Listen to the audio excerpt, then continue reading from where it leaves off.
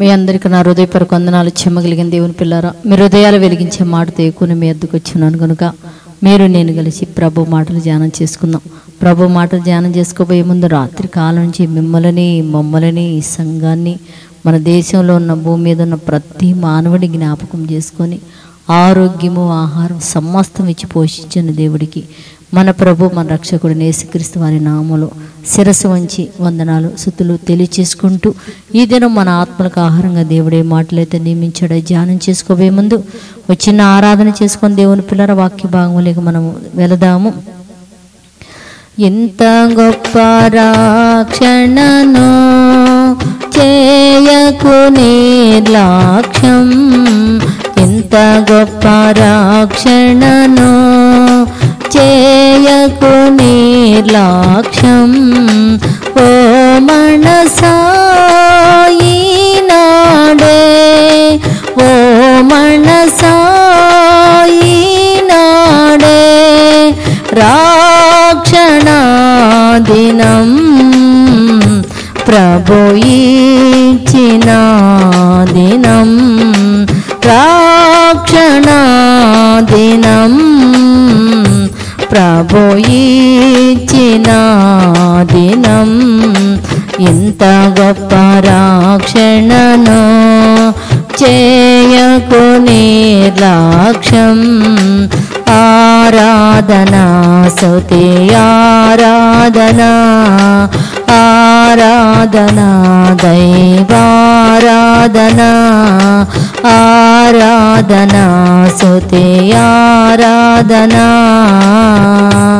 చేయగలిగిన దేవుని పిల్లల మనం చూడగలిగితే మొదటి దశలోని పత్రిక 5వ అధ్యాయము 9వ వచనంలో ఒక మాట రాయబడింది. ఎందుకనగా మన ప్రభువైన యేసుక్రీస్తు ద్వారా రక్షణ పొందుటకే దేవుడు మనల్ని నియమించను కానీ ఉగ్రత పాలవుటకు నియమించలేదు అని రాయబడింది. దేవుని పిల్లరా, నిజంగా దేవుడికి మనం అంటే ఎందుకింత ప్రేమ? అసలు ఆయన ప్రేమకు మనము వెల కట్టలేము దేవుని పిల్లరా. అందుకనే చెప్తున్నాడు, మహానుభావుడైన యేసుక్రీస్తుని నేను ఎందుకు నియమించాను, ఎందుకు పంపించానంటే మీరందరూ కూడా ఆయన ద్వారా రక్షణ పొందాలనేదే నా ఇష్టము, నా సంకల్పము. ఉగ్రత పోలవ్వాలని ఏ కన్న తండ్రి అయినా నా పిల్లలు పోరాడైపోవాలా, ఉగ్రతకి వెళ్ళిపోవాలా, నరకానికి వెళ్ళిపోవాలనుకుంటారా? అనుకోరు కదా. వాళ్ళు ఎంత చెడ్డోళ్ళైనా సరే ఏదో ఒక మంచి మాటలు చెప్పేసి నా కుమారుడు నా దగ్గరికి తెచ్చుకోవాలి, మంచిగా మార్చుకోవాలనుకుంటాం కదా. అలాగనే దేవుడు కూడా నేను ఒక వ్యక్తిని నియమించాను. ఆయన ఎవరంటే యేసుక్రీస్తు వారే. ఆయన ద్వారా మీరందరూ రక్షణ పొంది, ఆయనను నేను ఎందుకు నియమించానంటే ఆయన ద్వారానే మీరు రక్షణ పొంది నా దగ్గరికి రావాలని నేను నియమించాను.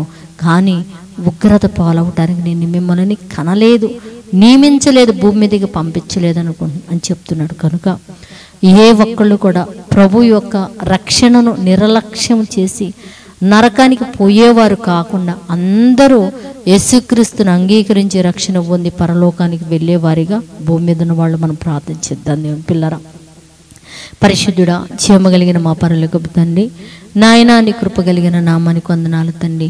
భూమి మీద ఉన్న ప్రతి మానవుడు కూడా నా తండ్రి మా సహోదరి సహోదరులే కనుక నైనా ఏ ఒక్కళ్ళు నశించిన నరకానికి వెళ్ళక తండ్రి, ప్రతి ఒక్కళ్ళు కూడా యేసుక్రీస్తు ద్వారానైనా రక్షణ పొందిన తండ్రి నైనా వాళ్ళు కూడా నీతిమంతులుగా మార్చిపోయి నిత్య జీవానికి వెళ్ళినట్లు ప్రతి వ్యక్తి కూడా నైనా క్రీస్తుని అంగీకరించగలిగే మంచి మనసును బిడ్డలకి తండ్రి ఉగ్రత పాలవ్వకుండా ప్రతి ఒక్కళ్ళు తప్పించుకొని నిత్య జీవానికి వెళ్ళే విధంగా సహాయం చేయమని అడుగుతున్నా తండ్రి.